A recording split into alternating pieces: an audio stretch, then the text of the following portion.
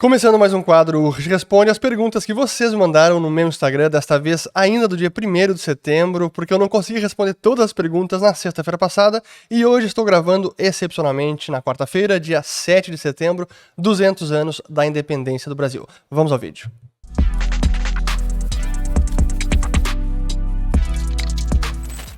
Muito bem, a todos aqueles que estão chegando agora aqui no canal, meu nome é Fernando Urrich, aqui a gente fala de economia, mercados e investimentos. Se vocês gostarem do conteúdo, considerem se inscrever, ativando o sininho aqui embaixo e também compartilhando este vídeo.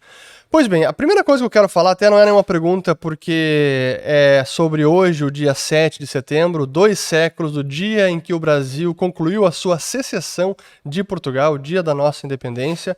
Mas tem algumas perguntas relacionadas e como é um dia realmente histórico, é importante falar sobre o que está acontecendo, porque nós temos visto aí vários atos Brasil afora e impressionam as imagens, a quantidade de pessoas nas ruas, em Brasília, no Rio de Janeiro, em Copacabana, em Porto Alegre também, minha cidade, pelos relatos e pelo que a gente pode ver, pelo menos umas 3 vezes mais pessoas do que em outros atos no passado. Então é realmente impressionante a quantidade de gente que está nas ruas celebrando esse dia. E claro que acaba havendo uma mistura que é inevitável com o período que nós vivemos, véspera de eleições presidenciais. Então é óbvio que acaba havendo isso, gostaria que não houvesse, mas é uma realidade, é o momento que o Brasil, que o país todo está vivendo. E eu queria começar falando também sobre o que aconteceu no desfile de Brasília, que era o ato de comemoração da independência, e que infelizmente tivemos apenas o presidente Bolsonaro presente, não teve nem o presidente da Câmara, nem do Senado e nem do STF. O próprio Pacheco teria dito que não iria ao desfile já há algum tempo, porque não queria participar de um evento que fosse ser um palanque para o Bolsonaro. Mas é uma pena, porque seria um momento para mostrar união, é uma data do Brasil, não é do presidente Bolsonaro, é do país, é de todos os brasileiros. E se tivéssemos lá todos esses representantes e membros do judiciário e do legislativo, teria até esvaziado o uso como palanque ou talvez um uso eleitoreiro pelo Bolsonaro. Mas já que não estavam lá, acaba até sendo usado mais assim. É uma pena, teria sido um momento para mostrar a união do país todo e não um apoio a um governo. Agora mostrou apenas, talvez, até acaba polarizando mais, infelizmente. Sobre os atos, felizmente, na maior parte, sempre pacíficos, como costumam ser esses atos com a celebração de um dia como hoje, Independência Brasileira. E chama atenção também a enorme popularidade que tem o presidente Bolsonaro quando ele passa nesses atos. Vejam a motociata em Copacabana, é um rio de gente, é um mar de gente, é impressionante. E claro que tem muita rejeição, mas ele também tem muita popularidade. O que eu não gosto é que acaba havendo muito este culto ao líder, como a gente vê nessas motocicletas. Realmente é um espetáculo que a mim não faz bem. Eu não acho bom venerar pessoas de nenhum lado do espectro político. Acho que isso não é bom, mas é uma realidade também da política em boa parte dos países. Um último comentário, que é essa polêmica que tem acontecido nos últimos dias ou semanas de que Bolsonaro teria se apropriado das cores da bandeira do Brasil, verde e amarelo, e que ele estava fazendo uso eleitoreiro da nossa bandeira e das cores. Ora, elas são as cores do nosso país. Qualquer candidato e todo candidato deveria usar essas cores e celebrá-las. Se alguns candidatos não o fazem, é problema deles. Não é o problema que o Bolsonaro se identifica com isso e quer também comemorar e exaltar o nosso país. Essa que é a verdade. Enquanto alguns candidatos, especialmente Lula e o Partido dos Trabalhadores, acabam abraçando a bandeira vermelha, a bandeira do socialismo, a bandeira do comunismo, como a gente vê em muitos atos da esquerda, acaba tendo quase todo mundo ou muitas pessoas de vermelho, enaltecendo símbolos como a foice e o martelo. Eu acho que os brasileiros não querem isso, não querem socialismo, não querem comunismo, e todos os candidatos deveriam sim usar o verde e amarelo e celebrar essa data que é a independência do Brasil. Não é de um partido, não é de um presidente, é de todos os brasileiros. Mas enfim, aí são os comentários sobre o dia 7 de setembro, 2 séculos da independência do Brasil. Muito bem, aqui vamos começar as perguntas agora, já temos 5 minutos e eu não respondi nenhuma pergunta, mas tem algumas relacionadas a esse momento. Aqui do Augusto Alves, perguntando se o Felipe Dávila é a melhor opção. Que essa até é a pergunta sobre o candidato do Partido Novo, e eu já mencionei várias vezes que eu tenho muita afinidade com o Partido Novo, conheço pessoalmente, sou amigo de muitos dos integrantes, até alguns dos fundadores do partido, tenho uma identidade de ideias, de visão de mundo, e até já comentei que com relação às ideias do Felipe Dávila, eu acho que eu concordo com quase tudo. Alguma outra questão tem uma diferença, mas via de regra tenho muito mais uma homogeneidade de ideias do que o contrário.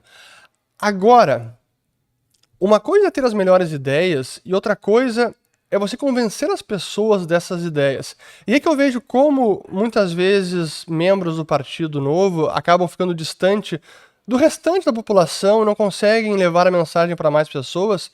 E eu lembro do debate que houve na Band foram todos presidenciáveis, Bolsonaro e Lula, e olhando o Felipe Dávila falando, cara, eu concordo com praticamente tudo do que ele fala. Reduzir o Estado brasileiro, diminuição de impostos, precisamos de mais empreendedorismo, que as pessoas sejam mais livres para empreender e criar sua própria riqueza e ter mais liberdade, tudo isso eu concordo. Mas eu vejo que o discurso dele acaba não gerando essa empatia, porque acaba sendo até um discurso meio técnico e que não atinge a população. Enquanto a gente vê o Bolsonaro ao seu jeito, muito menos polido, mas que comunica com as pessoas e fala coisas que são importantes. Como encerrou o debate falando de Deus, pátria e família. E para boa parte da população brasileira, se não a sua esmagadora maioria, é isso que importa. É Deus, pátria e família. E são coisas tão simples, palavras simples, mas importantes de falar, e que isso conecta com o público, conecta com o eleitorado, e eu vejo que o Novo não faz essa conexão. É quase que o Bolsonaro diz o porquê. É por Deus, pátria e família.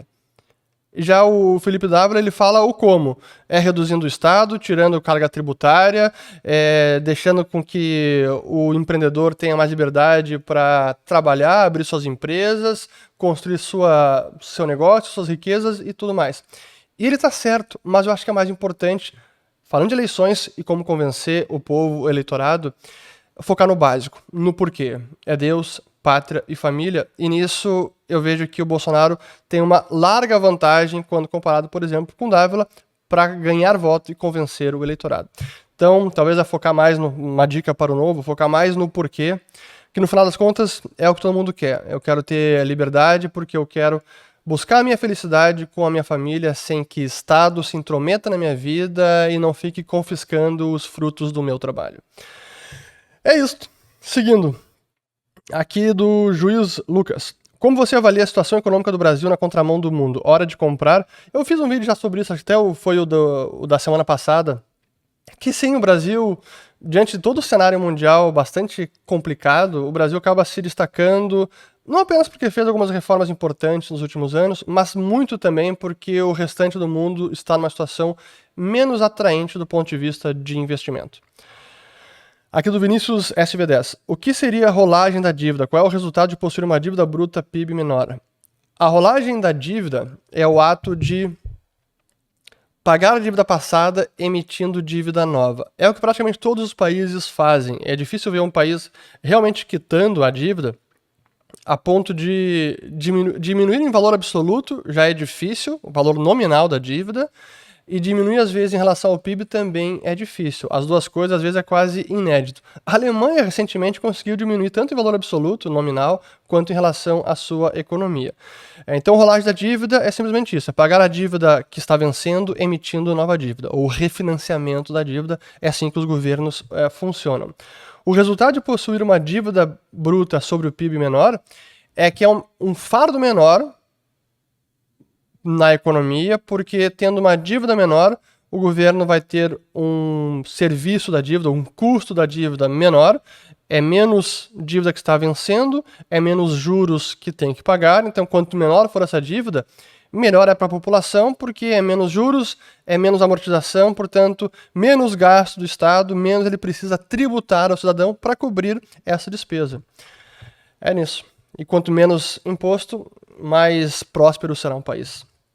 Aqui do Catuaba 3. Existe diferença do conceito entre M2 brasileiro e o M2 dos Estados Unidos? Via de regra não, mas é uma boa pergunta. Para quem não sabe, M2 é uma métrica de agregado monetário que considera papel moeda em poder do público, depósitos à vista, depósitos a prazo, depósito de poupança e, via de regra, é isso. Mas é importante ir a fundo e muitas vezes entender o detalhamento dessas métricas, porque pode haver alguma diferença, mas ela seria ligeira. Então, via de regra, M2 é igual em todos, é calculado e divulgado de maneira idêntica na maior parte dos países. Aqui do Vinícius SV10 de novo. Pô, acabo lendo várias vezes as perguntas, às vezes de uma pessoa só. Perdão a quem não teve a pergunta respondida e parabéns a quem teve 2 perguntas selecionadas. O resultado primário é suficiente para pagar os juros da dívida? Não. No Brasil não tem sido. Via de regra, ele não é, por isso há um déficit. Então, não costuma ser. Para quem não sabe, o resultado primário é receita tributária menos despesa corrente. Esse é o resultado primário. Ele muitas vezes já é negativo. Casualmente, no Brasil, ele tem sido positivo nos últimos meses, porque o PIB cresceu bastante nominalmente, isso é muito bom para a arrecadação. A inflação ajuda na arrecadação num primeiro momento, não depois, mas no curto prazo, sim. Aqui do Michael Lincoln. O Biden pode sair do poder nas próximas eleições? Percebo que o país desandou com ele. Isso vale um vídeo, né? Ou mais até. Eu não acho que o Biden vai conseguir concorrer à reeleição na próxima eleição americana, porque ele está muito velho, ele está claramente senil e cada vez mais, dá claros sinais de debilidade motora, às vezes de cognição, então acho muito difícil ele conseguir concorrer na próxima eleição. Aqui o da Kernax. Comente sobre o boom do mercado brasileiro de energia solar. Aqui no meu estado tá uma febre. Bom, não sei qual é o seu estado, mas energia solar, assim, onde ela faz sentido economicamente e muitas vezes ela faz sentido até para uma casa, para uma fazenda, talvez para alguns usos específicos, eu digo que a energia solar é um complemento à rede elétrica, à matriz energética de um país. Mas ela não deve ser a base da energia elétrica, até porque ela não tem como ser a base sem acoplar junto na rede elétrica uma fonte de combustível fóssil, por exemplo, ou alguma fonte confiável. Normalmente acaba sendo gás natural, especialmente na Europa, assim o foi. Energia eólica, energia solar e pluga ali o gás natural, ou então agora reativando as térmicas movidas a carvão. Aqui seguindo, boa pergunta aqui, ó, do José Lu 1SS. Já pensou em escrever o que o governo fez com o nosso dinheiro, mas com um contexto mais nacional? Essa é o livro do Murray Rothbard, o que o governo fez com o nosso dinheiro, e que ele é sobre dinheiro em sentido amplo, não apenas com foco num país específico. E ele é muito bacana, foi um dos livros que me abriu os olhos, eu digo que foi minha primeira pílula vermelha da Matrix, que realmente foi uma virada de chave. Ele foi escrito em inglês, foi traduzido pelo Instituto Mises Brasil, e eu escrevi um prefácio e um pós-fácio para essa edição em português. Eu já pensei, sim, e quanto mais eu penso nos livros que eu quero escrever, mais eu me dou conta que eu vou acabar não escrevendo livro, porque eu vou ter que seguir fazendo isso que eu estou fazendo aqui. Para mim, o formato em vídeo, ele é incomparável, ele é muito mais poderoso e tem uma capacidade de transmitir a mensagem, de fazer com que o receptor, o interlocutor, o telespectador receba e realmente grave a mensagem que muitas vezes um livro não consegue. Então, talvez eu faça o que o governo fez com o nosso dinheiro, Contexto Brasil, mas em vídeo, em documentário, e não escrito. Acho que isso é mais provável. Aqui do Francisco JP Neto. Investi em ouro no começo da pandemia como proteção. Já posso pular da ponte? Pô, não pule da ponte. Espero que não tenha colocado uma parte muito relevante do seu patrimônio. Mas é preciso entender o papel do ouro numa carteira e ele dificilmente vai ser o ativo que vai dar os ganhos elevados e que vai carregar a sua carteira. Talvez no momento de mais queda ele proteja, tem mais estabilidade, mas ele não vai ser o atacante do seu time que vai dar a goleada. Não é ele que vai marcar gol, é mais defesa e menos atacante quando a gente fala do ouro. Agora, o momento do ouro, não é que já passou, mas boa parte da sua valorização já aconteceu. E agora, nesse mercado onde juros ficam lateralizando até em alta, para ouro isso é muito ruim. Eu já fiz vídeo sobre isso, vou colocar aqui em cima, para explicar a relação entre o custo de carrego e como uma commodity que não tem rendimento se comporta diante de um cenário de alta de juros, porque quando o juros sobe, isso é muito ruim para ativos que não têm fluxo de caixa, como é o caso do ouro. Então, nesse momento, eu não consigo ainda prever novas máximas de ouro. Talvez tenha que ter um cenário mais claro de acabou o aperto monetário dos Estados Unidos, e aí talvez dali em diante pode ser uma queda até do juro nominal, até mesmo mais do juro real, que é o que realmente importa.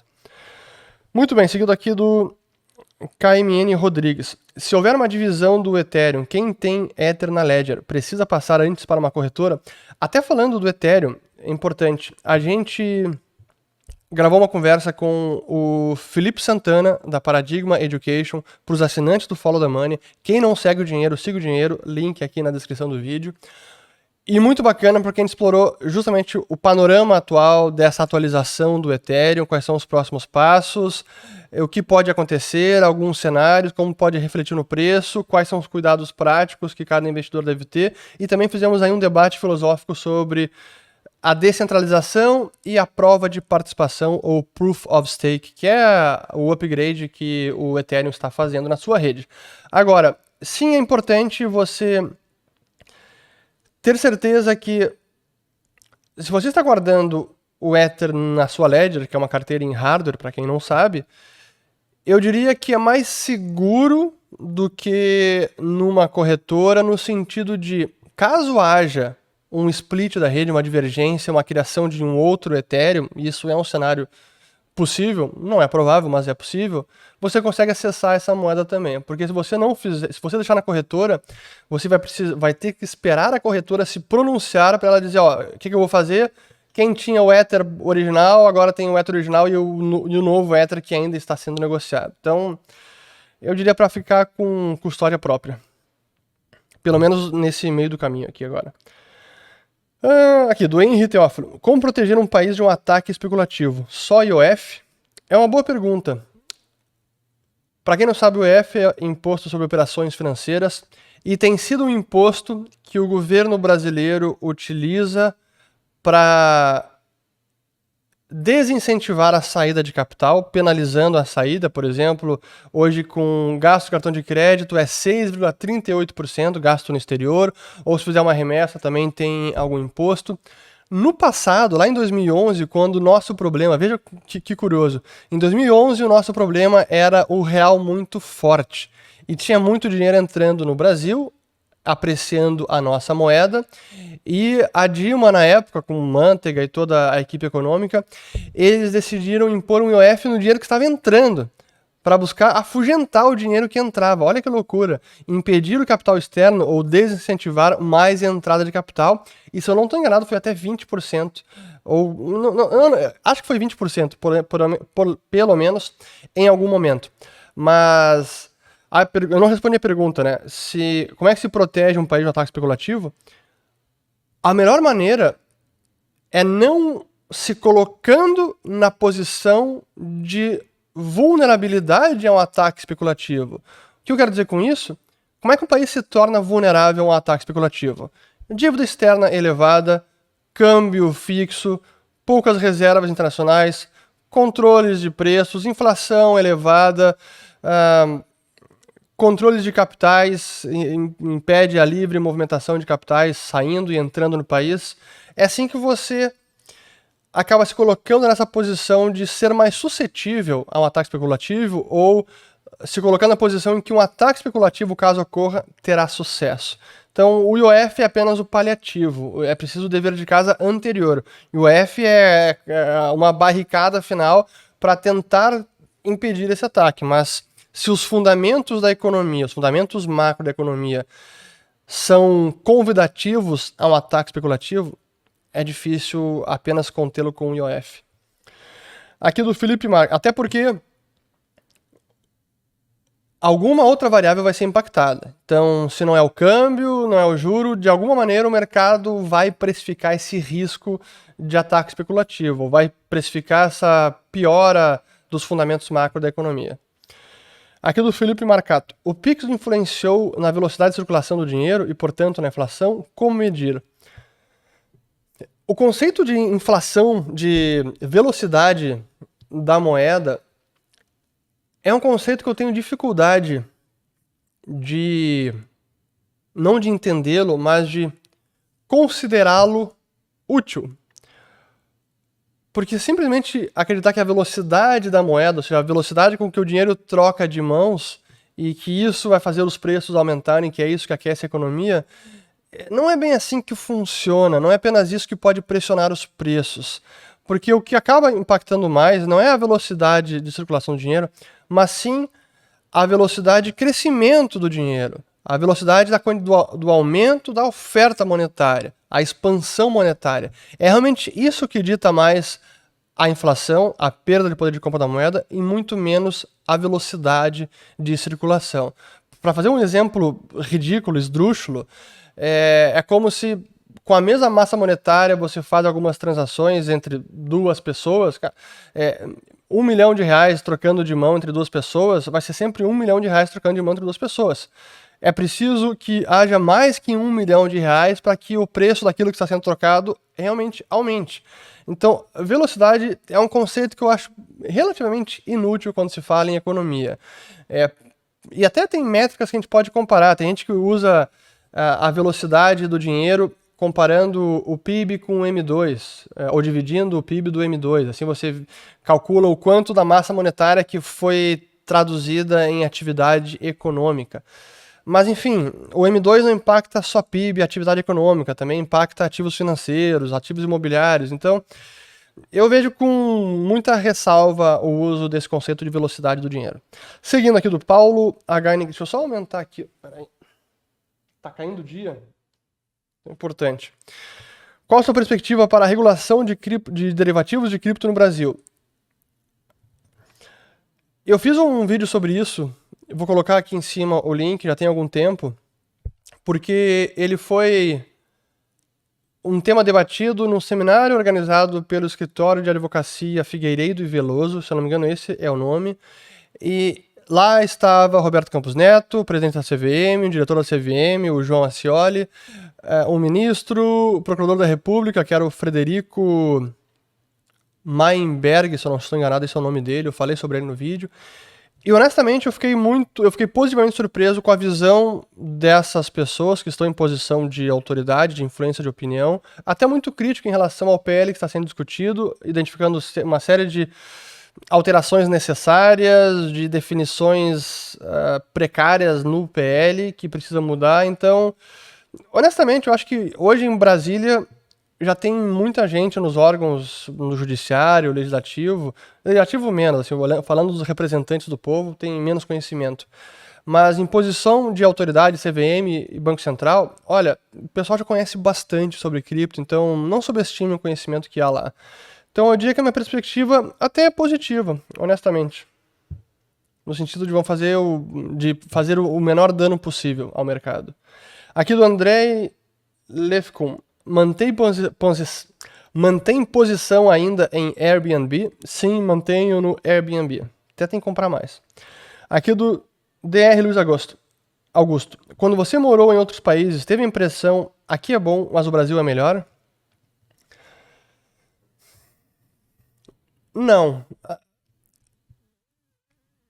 Eu não tenho... Essa é aquela frase do Tom Jobim, né? Que ele fala, acho que é morar em Nova York é muito bom, mas é uma merda. Morar no Brasil é uma merda, mas é muito bom. Algo sobre isso. Ou Rio de Janeiro. Enfim, é uma fala conhecida do Tom Jobim. Acho que era ele. Mas, enfim. Quando você mora em outros países, você valoriza algumas questões e valoriza... Talvez você consiga comparar melhor o que tem de bom e de ruim em cada país. Então, quando você troca de país, você muda de problema. Alguns incomodam mais, alguns incomodam menos. Talvez o que seja importante quando se faz uma decisão de vou morar em outro país, ou vou sair de algum país, é saber qual é o principal fator, o que é preponderante na sua decisão. Para muitas pessoas, talvez a maior parte das pessoas que saem do Brasil, tô exagerando, talvez por meu círculo de conhecidos, amigos, familiares, etc., um dos principais motivos para sair do Brasil é a nossa segurança, a falta de segurança no Brasil. Outro motivo importante, oportunidade, conseguir empreender de forma muito mais fácil e ágil. Tente abrir um negócio no Brasil, tente abrir um negócio nos Estados Unidos. É incomparável como você consegue prosperar muito mais facilmente e rapidamente nos Estados Unidos do que no Brasil. Então é importante comparar e saber qual fator que realmente importa para você, para aí tomar uma decisão boa. Mas eu nunca tive esse tipo de impressão, não. Eu gosto...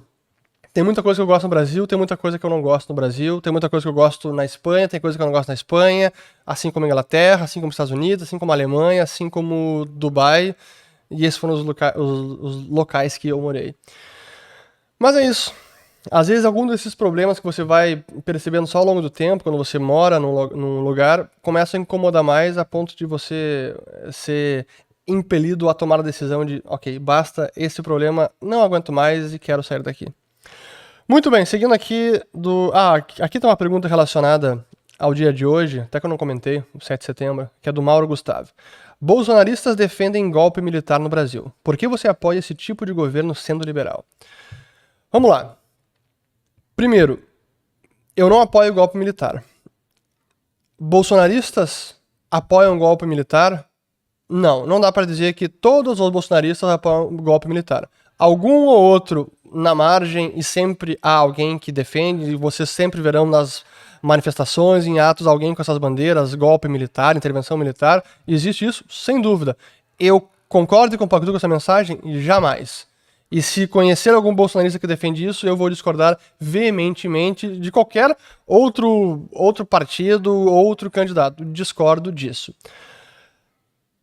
Da mesma forma, e é importante falar, assim como tem eleitores da esquerda e do Partido dos Trabalhadores que defendem um socialismo, defendem a implantação de algo estilo manifesto comunista, tem uma boa parte que vota no PT e defende ideias mais à esquerda e que não defendem essa pauta realmente extremista.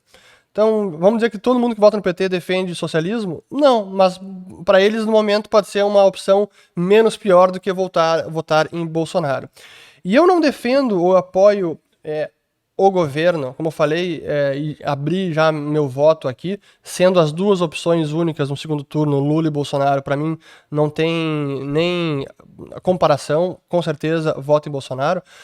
Isso não significa ser bolsonarista, ser apoiador do Bolsonaro, ser apoiador do governo. Eu sempre critico, mas as pessoas aqui, e isso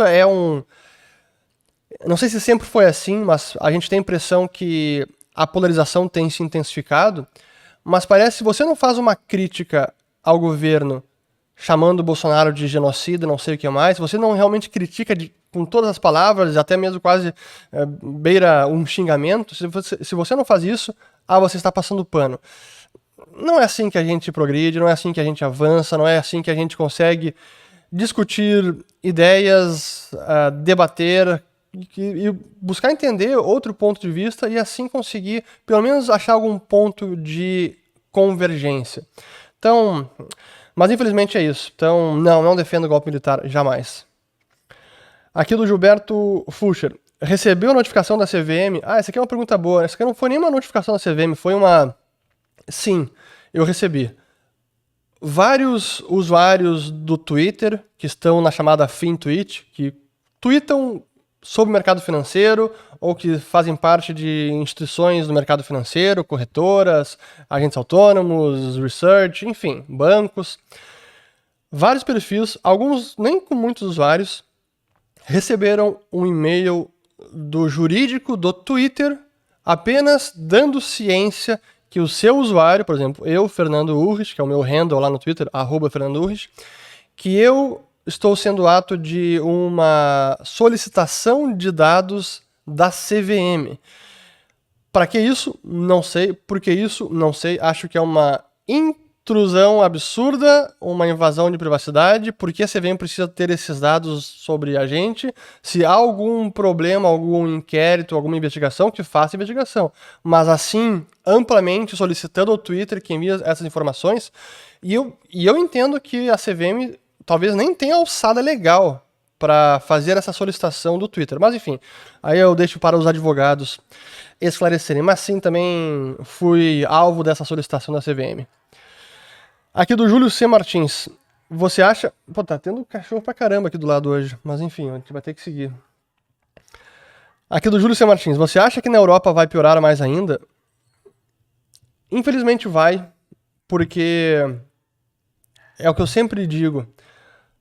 O que mais me preocupa não são os problemas que nós temos no mundo, é seca, pode ser a mudança climática, a inflação agora, energia elevada. O que mais me preocupa são as soluções propostas pelos governos para remediar esses problemas. Porque na maior parte das vezes elas costumam ser não apenas contraproducentes, como agravam e muito o problema original. E agora a gente está vendo a Europa e a União Europeia, que assim, é uma instituição que, honestamente, na minha visão, deveria acabar. A União Europeia como instituição política, não o livre comércio entre os países e interdependência econômica e livre movimentação de pessoas, de capital, etc. Isso, ótimo. Mas a instituição política União Europeia, na minha avaliação, faz muito mais mal do que bem para a Europa. E agora a gente está vendo o tipo de política, de medida que está sendo proposta para lidar com a alta da eletricidade, do gás natural. Controle de preços, teto no preço do gás, teto no preço da eletricidade, racionamento. Assim, realmente é uma lástima porque eles parecem insistir nas políticas que não vão resolver o problema e, pelo contrário, podem agravar a situação energética na Europa, sendo que nem chegou o inverno. Então, infelizmente, aí vamos dizer, bom, você está sendo pessimista com a Europa. Isso é uma questão de realismo. É uma questão de entender as relações de causa e efeito. Se um político adotar uma política X, por exemplo, controle de tarifa elétrica, o resultado inevitável é escassez de energia elétrica, é falta de energia elétrica, ou nesse setor mais conhecido como blackout. A gente está vendo isso na Califórnia, que tem os mesmos problemas da Alemanha, talvez numa escala menor, mas foi muito na linha da Alemanha de transição acelerada para energias renováveis que não são confiáveis. Então não é uma questão de pessimismo, é uma questão de realismo, de entender quais são os resultados práticos de uma medida caso ela seja adotada. E se realmente for nessa linha de adotar essa medida, o resultado inevitável é isso.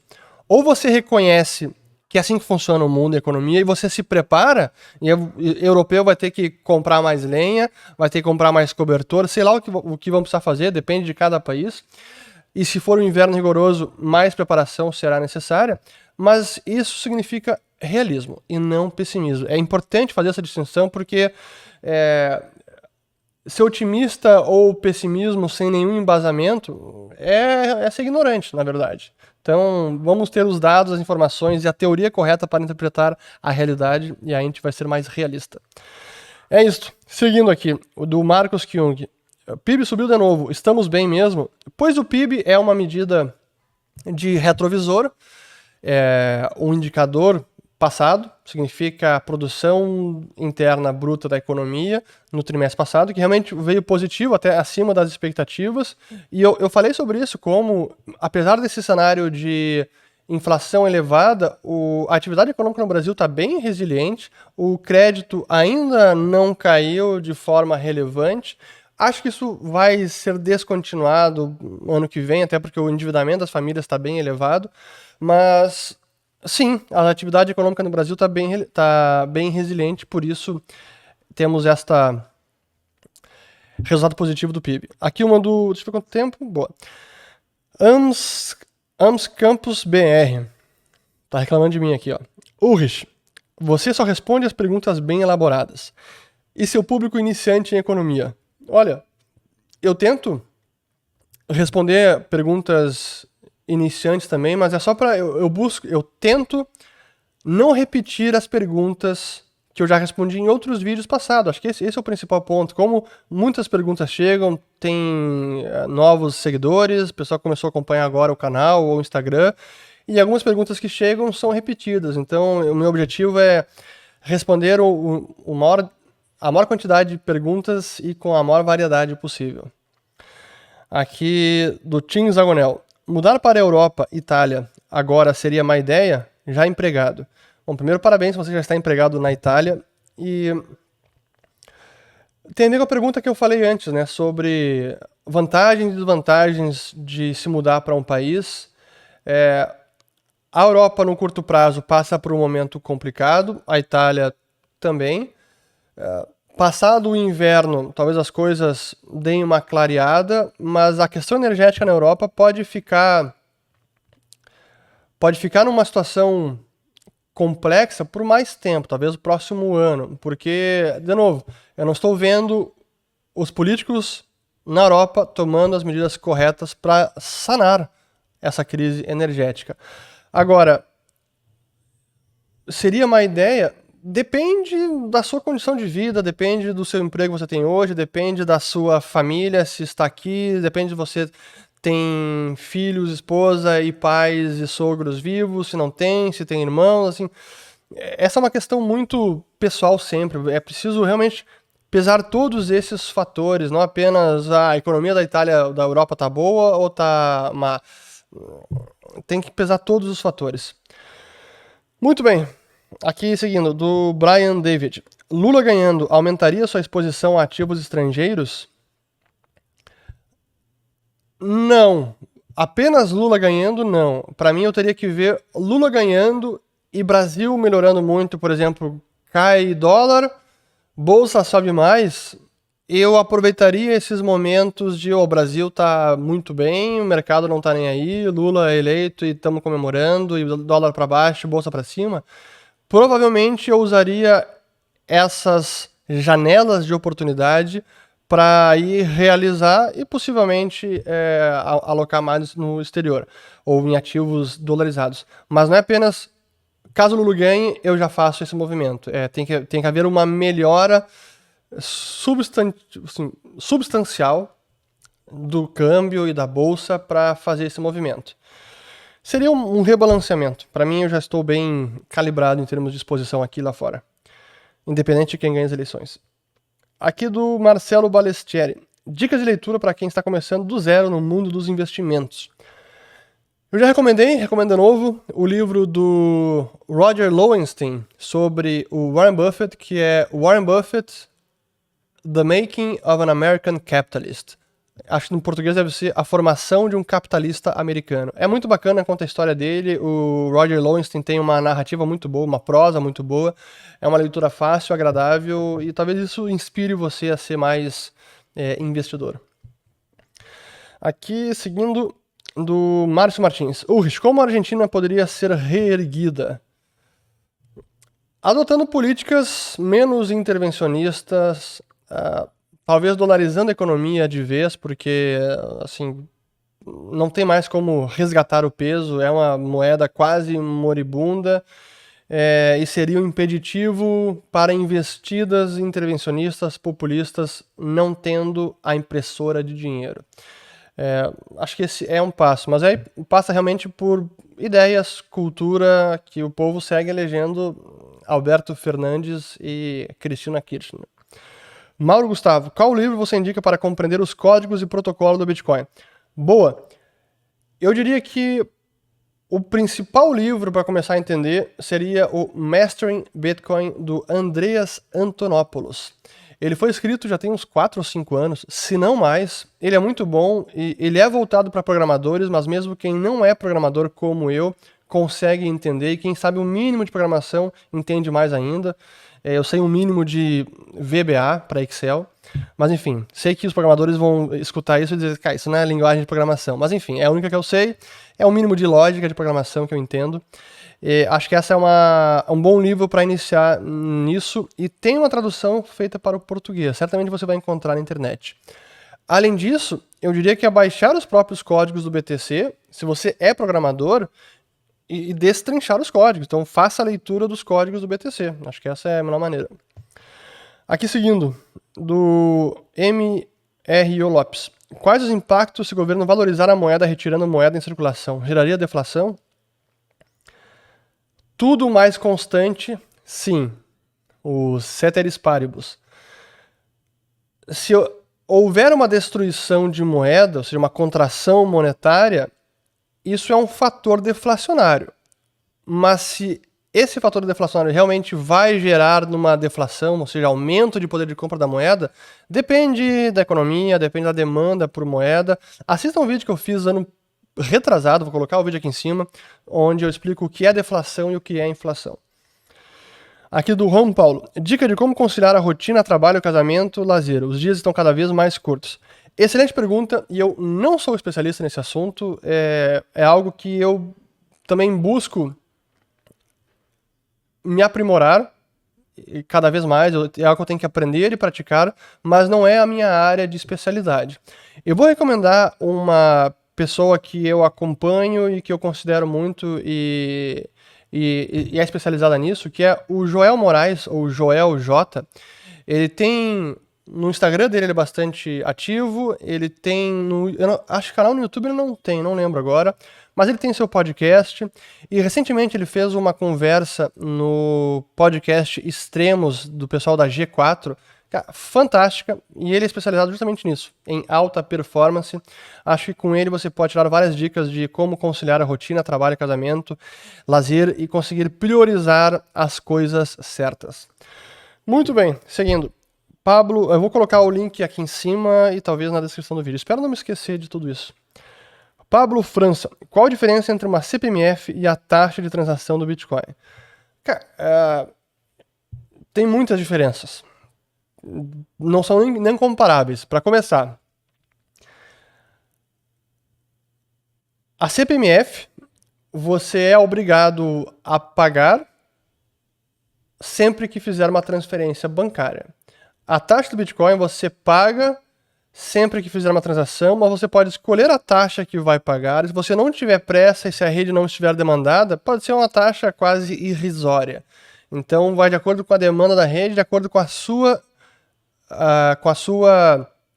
preferência temporal, assim, com a sua prioridade de tempo. Se tem que ser rápido ou se pode ser lenta. Então, isso é o primeiro. O outro é um imposto, assim, não tem comparação. Eu diria que isso. O que mais que a gente pode trazer de diferença? Espero que o CPMF não volte. Enfim, seguindo. Aqui do Mauro.up. Mais uma óbvia diferença. A CPMF vai para encher o cofre do governo. A tarifa do Bitcoin ela serve para manter a segurança da rede e remunerar os mineradores. Então é uma função essencial. Remunerar o governo e para os cofres do governo para bancar privilégios, eu acho que não é uma função essencial. Aqui seguindo do Mauro Up agora. Crescimento indiano pode atrapalhar o crescimento chinês? De forma alguma. Assim, economia não é um jogo de soma zero. Quando a gente parte dessa premissa, entende que as trocas voluntárias são mutuamente benéficas, que o comércio é civilizatório e é isso que gera a riqueza do planeta e das pessoas, o crescimento de um país não tira crescimento de outro. Pelo contrário, vai ajudar o outro a crescer para trazer oportunidades para o outro país. Por exemplo, o crescimento da Argentina atrapalha o nosso crescimento? Pelo contrário, o que acontece agora é que a Argentina não crescendo com os problemas que ela tem, é terrível para o Brasil. Poderia ser um parceiro comercial muito melhor e nos ajudar também a crescermos juntos. Mas, infelizmente, não é o que acontece. Então, de forma alguma, o crescimento de um país reduz o crescimento do outro. Não, a riqueza ela é criada e cada vez mais riqueza e produção é criada. A produção de um país não é tirada da produção de outro. Os dois criam riqueza conjuntamente e criam mais riqueza, mais bolo para distribuir. Aqui do Gabriel Costa, o que determina o preço das commodities exatamente? Oferta e demanda. É simplesmente oferta e demanda.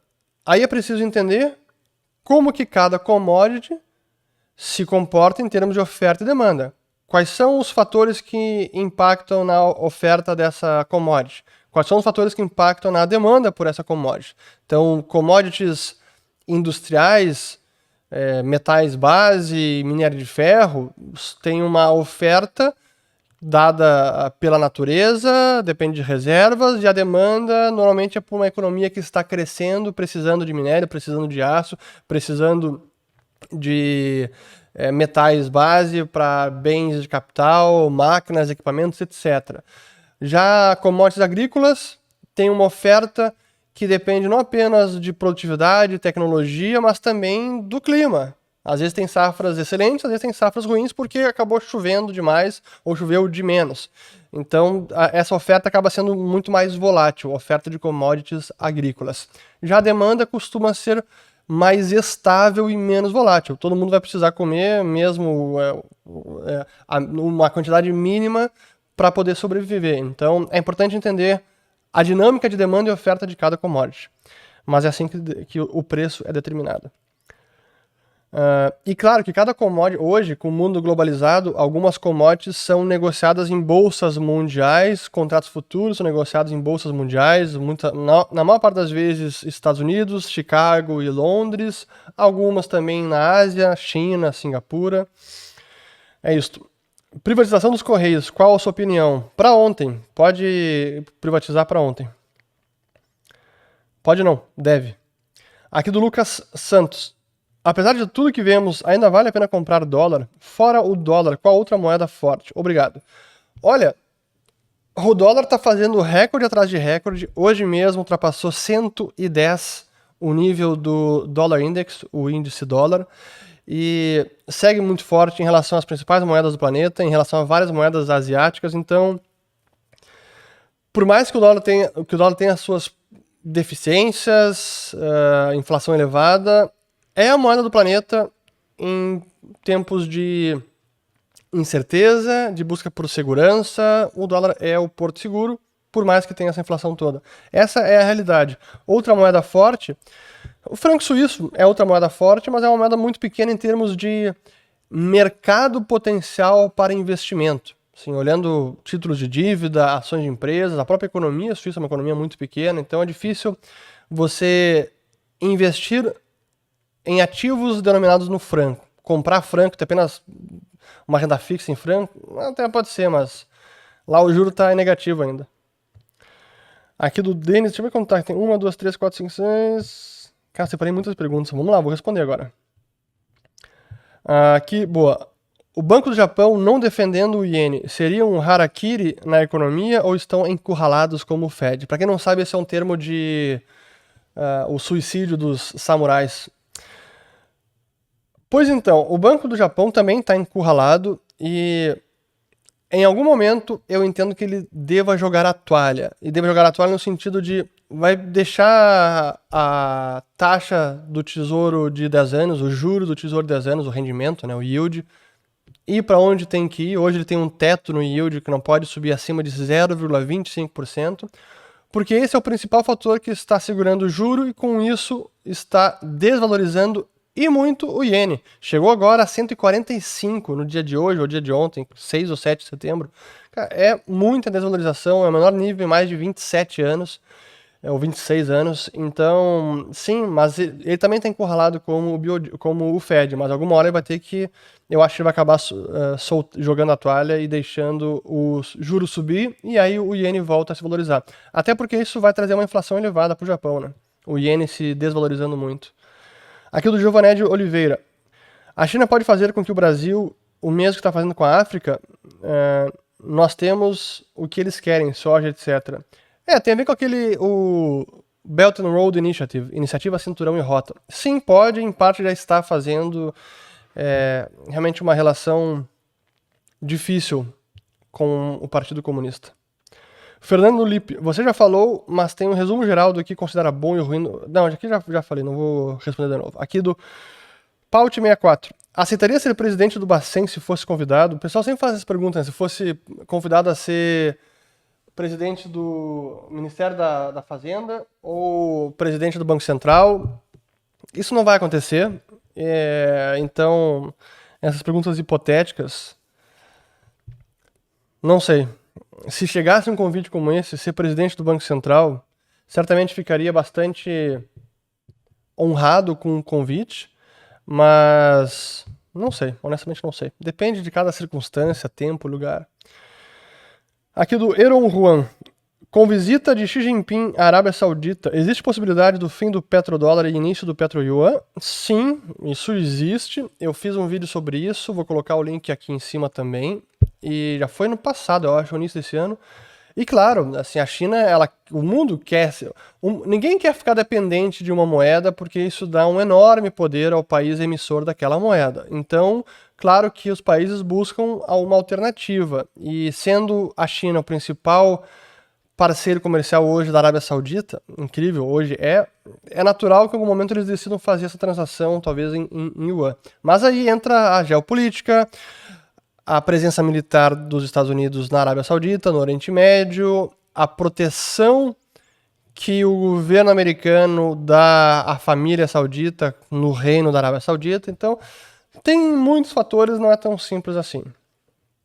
Aqui do B Paradiso 21. Sendo a quantidade de ouro limitada, como seria a inflação no padrão ouro?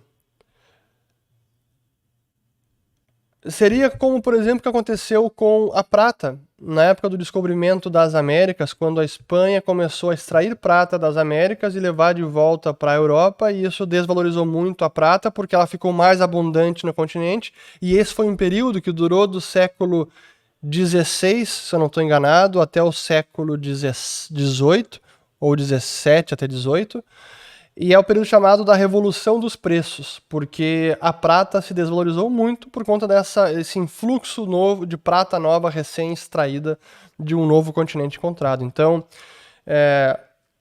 a inflação ocorre quando ou a quantidade da moeda foi aumentada e não houve mais crescimento econômico que compense aquele aumento da oferta monetária, nem aumento de demanda por esse novo dinheiro, então isso acaba ocasionando inflação. De novo, entendam esse vídeo que eu fiz ano passado, porque ele vai ficar muito mais claro a equação de oferta e demanda quando se fala do dinheiro. Aqui do Gabriel Costa, o que acha do rumo que a Califórnia vem tomando? Muito ruim. Eu tive na Califórnia em 2015 e já me chamou a atenção naquela época, especialmente ali em Los Angeles, Santa Mônica, a quantidade de sem-teto, pessoas morando na rua, assim, pessoas drogadas na rua, São Francisco também, assim, impressionante. E de lá para cá piorou e muito. E esse é o resultado de administrações democratas muito mais lenientes com o crime, e a questão energética também foi o estado que mais avançou em energias renováveis e hoje é o estado que tem um dos custos de eletricidade mais altos dos Estados Unidos, com um grid, uma rede elétrica não confiável que agora está aí suplicando para os californianos pararem de consumir energia, não ligar ar-condicionado, especialmente agora que está um calor absurdo, estão passando por uma onda de calor, e quando é mais necessário usar ar-condicionado, eletricidade, o Estado está implorando para que não seja usado, porque senão pode ter o risco de blackout e racionamento. Realmente complicado. Bom, basta ver, assim, as pessoas, elas votam muito mais com os pés do que na urna. E os estados que mais tiveram um êxodo de habitantes nos últimos 2 anos, nos Estados Unidos, foi Califórnia e Nova York. E o dos que mais receberam foi Flórida e Texas. Então, acho que isso já diz muito. Aqui, seguindo, Luiz Geneiva. Como esse fim da globalização pode impactar o turismo internacional? Olha, eu acho que aí o impacto eu diria que é menor. Essa desglobalização ela impacta mais nas cadeias produtivas, realocação de fábricas, de fornecedores. Eu diria que impacta menos o turismo, a não ser que seja um destino ou um país que está em conflito com outro, ou que tenha aí um confronto possível, que seja deflagrado, algo assim. Mas acho que, via de regra, não deveria impactar tanto. É mais as cadeias produtivas globais. Aqui o Alexandre Motti. Se você fosse o Fed, teria impresso tantos dólares para conter os problemas da Covid? Não, não teria. Tiago Faleiro. Você acredita que um dia veremos no Brasil um salário mínimo suficiente para uma vida digna? Eu gostaria que nós víssemos no Brasil, ou que nós chegássemos a um momento em que um salário mínimo nem fosse necessário. Os países que são ricos, não há nem discussão sobre salário mínimo, e muitas vezes nem existe salário mínimo, porque não é necessário. O nível de renda das pessoas já é tão elevado que é uma discussão inócua. Não é preciso falar sobre o salário mínimo. E salário mínimo não eleva padrão de vida de ninguém. Eu sei que para muitas pessoas isso pode até chocar, mas o salário mínimo, se for estabelecido acima do que o mercado pagaria, isto é, acima da produtividade do trabalhador, isso gera um desemprego estrutural. Então não é o salário mínimo que vai elevar o padrão de vida das pessoas ou que vai dar uma vida digna. É o crescimento econômico, é a prosperidade, e para isso a gente precisa... o receituário está aí, não tem mágica. É menos carga tributária, é menos Estado, menos inchaço da máquina pública, menos regulação, menos burocracia, mais segurança jurídica. É um ambiente próspero para que qualquer um possa criar seu negócio, possa empregar mais pessoas, gerar renda, e aí essa discussão e essa pergunta nem seria necessária. Seguindo aqui mais 3 perguntas, eu acho, e aí... Cara, eu separei muitas perguntas, nem vou conseguir responder todas. Vamos lá aqui mais algumas e deu, porque já tem 56 minutos. Aqui... Boa. Guerra entre China e Taiwan. O que a falta de chips poderá causar em setores críticos como telecomunicações? A falta de chips é um problema para o mundo inteiro, para quase todos os setores. Hoje os semicondutores eles estão assim, presentes em tudo. Então se tornou um setor muito crítico. E esse é até um dos motivos, talvez, que sejam uma dissuasão de uma invasão da China à ilha, ou de um confronto maior. Porque realmente o setor ele é fundamental, teria repercussões no mundo inteiro e para a China também. Então, é interessante o que acontece por lá. Aqui do Vendo Lobato. Bolsa Argentina protegeu o patrimônio de quem investiu nela, caso ocorra algo semelhante aqui. A Bolsa Argentina, mesmo olhando a Bolsa Argentina em pesos, ela se valorizou bastante, mas como o peso se depreciou muito, a gente tem que olhar a Bolsa Argentina em dólares. Olhando a Bolsa Argentina em dólares, os últimos... acho que eu tinha colocado isso aqui. Deixa eu até colocar aqui, ó. AGT, se eu não estou enganado. Não. Só falta o cachorro aqui atrás começar a latir agora com o cachorro lá fora que está latindo. Mas espera aí que eu tinha separado aqui o ETF da Argentina. Puxa, aqui ó, ARGT, aqui está. O ETF da Argentina está aqui. Vamos ver, aqui temos. Então, último ano caindo 13%, isso é normal, o Brasil também caiu, SP500. Agora, nos últimos 5 anos, um período mais relevante, está subindo 3,75%. Esse é o ETF da Argentina, que ele é em dólares. Isso significa que em 5 anos, pelo menos o argentino que ficou alocado no ETF, em ações argentinas, ele manteve algum poder de compra. Não foi destruído como se ele tivesse ficado apenas no peso argentino. Então, acho que essa é uma forma de entender. Aqui, última pergunta agora, do Dan0G. Recomende um livro sem ser de economia que gostaste muito. Abraço. Um livro sem ser de economia que eu recomendo, que eu acabei de ler, é um chamado Energy Transitions, então transições energéticas, do Václav Smil. É excelente, ele tem vários livros sobre energia, ele é um cientista, um historiador de energia. E agora estou lendo mais um dele, que é o Energy and Civilization, esse eu não acabei, estou 1/3. E eu estou lendo cada vez mais sobre esse assunto, vocês têm visto eu falar sobre isso, e é fundamental que a gente aprenda mais. Para mim, essa é uma mensagem final que eu até deixo aqui no canal. Para mim, o aprendizado ele é constante. E hoje em dia eu estou me focando muito nessas questões de energia e quero me especializar cada vez mais e aprender mais sobre esse assunto, que é fundamental para a civilização.